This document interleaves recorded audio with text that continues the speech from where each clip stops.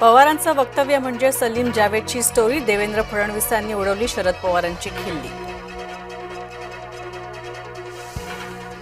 देवेंद्र फडणवीस मराठा नेत्यांना संपवण्याच्या तयारीत आहेत. मनोज जरांगे पाटील यांचा खळबळजनक दावा. विरोधकांनी ओबीसींसाठी काय केलं? मराठा आणि ओबीसी समाजाला मुख्यमंत्र्यांनी न्याय दिला. चंद्रशेखर बावनकुळेंचं वक्तव्य.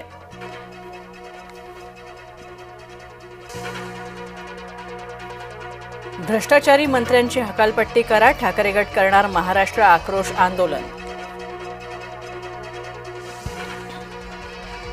पंतप्रधानांच्या हस्ते 3 वंदे भारत एक्सप्रेसचं उद्घाटन. नागपुरातील अजनी ते पुणे धावणार वंदे भारत एक्सप्रेस.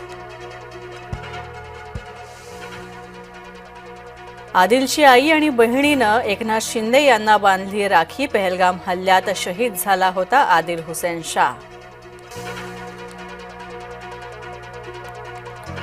शिवसेनेकडून श्रीनगरमध्ये महारक्तदान शिबिराचं आयोजन. महारक्तदान शिबिरासाठी उपमुख्यमंत्री एकनाथ शिंदे श्रीनगरमध्ये. वरळी फलकावर ठाकरे बंधूंचा एकत्रित फोटो. मराठी अस्मितेचा मानबिंदू असा फलकावर उल्लेख.